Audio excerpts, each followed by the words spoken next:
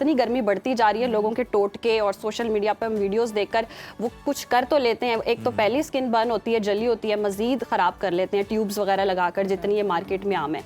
तो इसका हल क्या है, ये रेडनेस कैसे दूर की जाए? अस्सलाम वालेकुम। वालेकुम अच्छा, पहले तो बिल्कुल आपने बिल्कुल सही बात की कि आजकल तो बाहर निकले तो ऐसा लगता है जैसे मुंह के ऊपर जिस तरह धूप पड़ती है, वो सब कुछ। अच्छा, रेडनेस की जहाँ तक बात करते हैं ना हम, रेडनेस बहुत से लोगों में जिनकी स्पेशली फेयर स्किन है उनमें बहुत ज़्यादा कॉमन है। क्यों? क्योंकि एक नेचुरल एक प्रोसेस है, यानी कि आपकी स्किन जो वेजल्स है ना वो काफ़ी दफ़ा डायलेट हो जाती हैं। उसकी वजह से ना आपकी जो स्किन है उसके ऊपर रेडनेस आ जाती है, स्पेशली फेयर लोगों में। अब वो बाहर जाएंगे, उनकी फेयरनेस की वजह से उनके ऊपर रेडनेस आएगी। अब इसका हल क्या है? सबसे पहले तो पेशेंट्स को हमने यही गाइड करना है कि सन ब्लॉक लगा के निकलना है, ठीक है। और उसने ये ऑब्जर्व करना है, बहुत से पेशेंट होते हैं जिनको सिर्फ ये रेडनेस आ रही होती है, फिर जब वो वापस किसी शेडो में जाते हैं या घरों में वापस आ जाते हैं तो उनकी नॉर्मल हो जाता है। लेकिन हमने उसको इस चीज़ पे देखना है कि अगर किसी की रेडनेस जो है वो परसिस्ट कर रही है, मतलब है कि वो घर वापस भी आते हैं, वो ठीक नहीं हो रही है और उसके ऊपर उसके साथ साथ बर्निंग शुरू हो गई है, जलन शुरू हो गई है, टिंगलिंग शुरू हो गई है या स्वेनिंग है, तो इस तरह की चीज़ों में फिर वो अलार्मिंग हो जाता है, क्योंकि वो सिर्फ फिर आम रेडनेस नहीं रहती है, उसको फिर हम रोजेशिया में कंसीडर करना शुरू कर देते हैं, सनबर्न में या फोटो सेंसिटिविटी के और कॉजेज में हम ले जाते हैं। उस टाइम पे फिर हम कहते हैं कि आप आएँ अपने करीबी डर्माटोलॉजिस्ट के पास, वहाँ पे चेक करवाएं, क्योंकि उसका इलाज फिर डिफरेंट हो जाता है। लेकिन एक नॉर्मल जो टमाटर की तरह लाल होती है वो एक नॉर्मल, अच्छा, ये जो हम इसी की तरफ आना चाह रहे हैं कि जो टमाटर की तरह लाल होती है, ये कोई एक स्पेसिफिक आपकी स्किन टाइप है, मतलब ऑयली वाले ज़्यादा मुतासर होते हैं, जिनकी ड्राई स्किन है वो इसका शिकार होते हैं, या ये इक्वली इफेक्ट करती है सबको? ये ज्यादातर फेयर स्किन वाले जो है वो ज्यादा इस चीज का शिकार होते हैं, ठीक है। फिर जिनकी स्किन फोटो सेंसिटिव है, कोई पेशेंट होते हैं जो एक्जिमा के पेशेंट होते हैं, फेयर कलर के हैं, उनकी स्किन के ऑलरेडी बैरियर जो है वो खराब हुआ होता है, वो बाहर जाएंगे तो उनकी स्किन जो है वो फोटो जो फोटोजेनिक है, बाहर फोटो लेने जाए उनको तो नहीं होता। फोटोजेनिक जो है तो उसके साथ साथ अगर वो फोटो सेंसिटिव भी है तो फिर हो जाएगी, फिर हो जाएगी। तो आपने फेयर स्किन वाले लोगों को कह के ना, बड़े लोग ये भी कहेंगे तो जो बेचारे काले हैं वो मजीद काले हो जाएं तो उनका फर्क तो दिल ना चलाएं। नहीं, उनका दिल नहीं सूरज अपना काम कर रहा है, पहले सूरज अपना काम करें। देखिए, मैं कहती हूँ कि जो डार्क टोन वाले होते हैं ना, मैं कहती हूँ हम लोग ब्लेस्ड लोग हैं जो डार्क टोन वाले हैं। क्यों? क्योंकि उसमें फोटो बर्न के चांसेस बहुत कम हो जाते हैं। टैनिंग के हम लोगों में चांसेस रहते हैं, लेकिन बर्न के चांसेस हम लोगों में कम हो जाते हैं, क्योंकि वो पहले से बर्न होते हैं, इसलिए। नहीं, बर्न नहीं होते, वो हमारे मेलेनोसाइट्स इस तरह काम कर रहे होते हैं कि तासुब पर मबनी जुमले मैंने कहा इससे पहले कोई और कमेंट करे हम पहले ही कह दें। नहीं, वो नहीं होता, हमारे मेलेनोसाइट्स इस तरह काम कर रहे होते हैं। मैं कहती हूँ कि हम लोग, अगर हमारी ये स्किन टोन है तो हम लोग मतलब है कि बहुत सी स्किन कैंसर से बचे रहते हैं। तो जो गोरे जो लोग होते हैं, जिस तरह हम स्किन टाइप 3 और वो देख लेते हैं ना, जो बाहर यूरोपियन लोग हैं उनमें तो स्किन कैंसर बहुत ज्यादा कॉमन है। लेकिन अगर सिर्फ हम पाकिस्तान के ही हवाले से बात करें, स्पेशली इन दिनों में, तो सबसे पहले तो आपने सन ब्लॉक बहुत अच्छा लगा के निकलना है। सन ब्लॉक को अपने साथ रखें। फिर देखें जो लोग आउटडोर, जिनका काम ही बाहर है, अब उन्होंने क्या करना है कि डॉक्टर हम तो बाहर ही काम करते हैं, हम कैसे अंदर रहें, तो उसके लिए फिर सन ब्लॉक की तो हम देते ही हैं। उसके साथ हैट वगैरह ऐसी नहीं जो ब्रॉड ब्रिम हैट्स होती हैं, मिलती हैं इजीली। अगर आपका बाहर काम है, आप वो पहने हैट ताकि आपका पूरा कवर हो फेस। उसके साथ साथ आप अपनी सन ग्लासेस पहने ताकि आपकी सारा फेस जो है उसको कवर हो, और अपना सन ब्लॉक अपने साथ रखें। हर 2 से 3 घंटे बाद उसको फ्रेश करें, तो आपकी ये जो रेडनेस वाले मसले हैं ना, ये बहुत हद तक सेटल हो जाएंगे। एक और चीज़ सोशल मीडिया पे बहुत ज़्यादा वायरल हो रही है आजकल, आइस क्यूब के भाई आपने आइस क्यूब अप्लाई करना है फेस पर, या सुबह उठते साथ ही आपने आइस डायरेक्टली अप्लाई कर देना है। कुछ लोगों के लिए ये हार्मफुल भी होती है, तो आप क्या सजेस्ट करते हैं? जी माहम, ये तो आजकल तो सोशल मीडिया में ये चीज़ भरी पड़ी है। अगर वैसे आप देखे जाएं तो मैं इसको कहूँगी कि ये सिर्फ 50% लोगों में काम करती है, और वो भी टेम्परेरी। क्यों?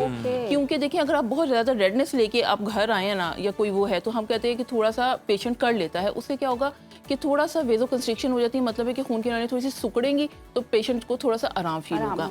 लेकिन उसमें भी ये हर किसी के लिए नहीं है। हमारे बहुत से पेशेंट एक्जिमा के, सोराइसिस के, फोटो सेंसिटिविटी के, रोजेशिया के, उनको इस तरह की चीज़ों से ये चीज़ और ट्रिगर हो जाती है। उनको फिर मना करना है। और लोग क्या गलती करते हैं कि जब वो इस चीज़ के लिए भी ना डायरेक्ट अप्लाई करते हैं, डायरेक्ट अप्लाई नहीं करनी, किसी चीज़ के अंदर रैप करके आपने अपनी स्किन के ऊपर लगाना है, और 5 से 10 मिनट से ऊपर नहीं लगाना आपने, क्योंकि ये चीज़ मसला करेगी। जिनकी वैसे ही फोटो सेंसिटिविटी आई है वो तो वैसे ही घर आएंगे तो ठीक हो जाएगी, लेकिन जिनको मेडिकल प्रॉब्लम है वो जितनी मर्जी आइस लगाते हैं वो ठीक नहीं होगी। डॉक्टर साहब, हमें ये भी बताएं कि कुछ लोग ऐसे हैं, कुछ स्किन टाइप वाले ऐसे हैं, वो कहते हैं कि जैसे ही शदीद गर्मी आती है तो हमें एक्नी बहुत ज़्यादा हो जाती है। ये क्यों होती है और इसका फिर हल क्या है? अच्छा उज़ैर, इसमें ये है कि एक तो हमारा जो पाकिस्तानी वेदर है वो सिर्फ गर्म नहीं है, हम लोग पोल्यूटेड हमारी इन्वायरमेंट है, उसके साथ साथ पसीना बहुत आता है, गर्मी इतनी शदीद पड़ रही है। उसमें क्या होता है कि जितने भी एक्नी प्रोन स्किन के लोग हैं उनकी सेबेशियस ग्लैंड की प्रोडक्शन है वो बहुत तेज़ हुई होती है। उसमें यह है कि ऑयल वैसे ही बहुत निकल रहा है, फिर पोल्यूशन और डस्ट और स्वेट की वजह से वो अपना चेहरा जब सही से साफ नहीं कर रहे हैं तो वहाँ पर सारी बैक्टीरियल एक्यूमुलेशन होना शुरू हो जाती है, वहाँ पर आपकी एक्नी ट्रिगर हो जाती है।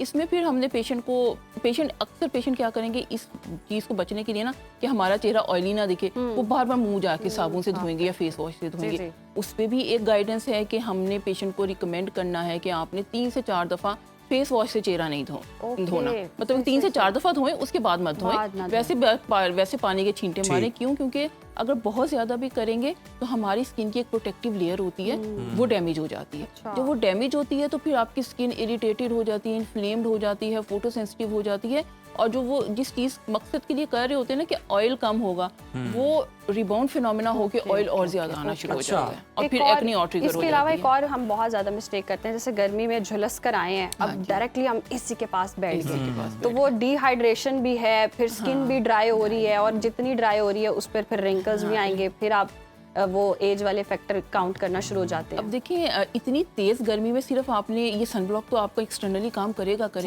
लेकिन आपने अपने आप को हाइड्रेटेड रखना है सबसे पहले। मतलब हमारा देखिए आजकल गर्मियों में इतने मौसमी फल आए हैं, जो जिस तरह वाटरमेलन को देख लें, फुल ऑफ वाटर है कंटेंट उसमें बहुत ज़्यादा है, अब वो खाएं, वैसे पानी बहुत ज़्यादा पिएं, अच्छी खुराक लें, अपने आप को हाइड्रेटेड रखें, और उसके साथ साथ आपने ये चीज़ें इस्तेमाल करनी है तो आपकी स्किन जो है वो बहुत अच्छी रहेगी। अच्छा, आजकल तो वैसे ही वाटर इनटेक जो है वो ज़्यादा हो जाता है, घर में अगर आप एसी में बैठे हैं फिर भी आप पानी जो है वो बहुत ज़्यादा पी, लेकिन उसके बावजूद लोगों की ये शिकायत होती है कि हम जनाब डेली के 10-12 ग्लास जो है वो पी लेते हैं, लेकिन उसके बावजूद स्किन जो है वो उन्हें वो रिजल्ट नहीं दे रही जो वो एक्सपेक्ट कर रहे होते हैं, तो फिर उन्हें मजीद क्या करने की जरूरत है? उसमें पेशेंट गलती कर रहा होता है। पेशेंट या अगर ये पानी भी ज़्यादा पी रहे हैं ना, तो पेशेंट कहीं ना कहीं या तो अपनी स्किन की जेंटल केयर नहीं कर रहा है। पेशेंट हमें बोल देते हैं, लेकिन आप उनसे वैसे उनको बहुत ज़्यादा उनकी हिस्ट्री प्रॉप करें तो वो कहीं ना कहीं आपको बता देंगे कि नहीं, इससे ज़्यादा हम ये काम नहीं कर रहे, इससे ज़्यादा हम ये चीज़ नहीं कर रहे, हम डाइट में नहीं कर रहे, और इवन चले डाइट वो ले भी रहे होते हैं, टॉपिकल जिससे हम ट्रीटमेंट्स बताते हैं वो नहीं लगा रहे होते हैं। पेशेंट बहुत कम पेशेंट होते हैं जो सन ब्लॉक लगा के, और अब सुबह में लगा जाएंगे तो फिर वो रात तक नहीं लगाएंगे, सबसे बड़ी ये गलती। फिर हम जब कहते हैं कि हमने मॉइस्चराइजर लगाना ही लगाना है, हम गर्मियों के हिसाब से वाटर बेस्ड या जेल बेस्ड मॉइस्चराइजर की तरफ आ जाते हैं। लोग उसको अवॉइड करने के लिए कि अभी गर्मी आ गई है, वैसे ही पसीना बहुत है, वो मॉइस्चराइजर लगाना छोड़ देते हैं। वो जो सर्दियों में लगा रहे होते हैं वो वही गर्मियों की तरफ जब लेके आते हैं तो फिर वो कहते हैं इससे हमें चिपचिपाहट होती है, तो फिर वहाँ पर गाइड करना कि भी विंटर जो रूटीन है वो डिफरेंट है, समर आपकी जो रूटीन है वो डिफरेंट है, तो हमने इसको जेल बेस पे कन्वर्ट करना है, और पेशेंट वो नहीं करता। पेशेंट को लगता है मैं नहीं कर रहा, और सबसे बड़ी मिस्टेक ही यही है, हमें ड्राई स्किन वालों को भी देना है, हमें ऑयली स्किन वालों को भी देना है, दोनों को आपके मॉइस्चराइजर की जरूरत है और आपके सनस्क्रीन की जरूरत है। फिर उसके अलावा इतने अच्छे मतलब ग्लाइकोलिक एसिड मैं कहती हूँ कि बड़ा अच्छा हाइड्रेट करता है आपकी स्किन को। आप हफ्ते में 1 दफा या 2 दफा लाजमी अप्लाई करें। नायासिनामाइड इतना अच्छा आपकी स्किन को मतलब ऑयल कंट्रोल की प्रोडक्शन को करता है, लेकिन ये सारी चीजें आपने अपने डर्मेटोलॉजिस्ट देखिए, इन चीजों के नायासिनामाइड, ग्लाइकोलिक एसिड आप सोशल मीडिया पे बहुत सुनते होंगे, लेकिन स्किन टाइप के अकॉर्डिंग और उनकी कंसंट्रेशन काफी दफा ऐसी होती है कि नायासिनामाइड बहुत से लोगों को रिएक्ट कर जाता है। फिर आप आए, आप अपने उसके बताएं, क्योंकि फिर अगर जिनको रिएक्ट करते हैं हम उनको लो कंसंट्रेशन से बनवा के देते हैं। ग्लाइकोलिक एसिड का भी यही है, लोग काफी दफा बहुत हाई कंसंट्रेशन का ग्लाइकोलिक एसिड लगा रहे होते हैं, उनको पता ही नहीं है कि सेफ वाली कंसंट्रेशन कौन सी है। तो इन सब चीजों को मद्देनजर रखने के लिए फर्स्ट ये है कि अपने डर्मेटोलॉजिस्ट से राब्ता करें, फिर ही करें, अपनी स्किन पर एक्सपेरिमेंट ना करें कि वेदर चेंज हुआ है तो हम ये कर ले। बहुत शुक्रिया आपके वक्त का।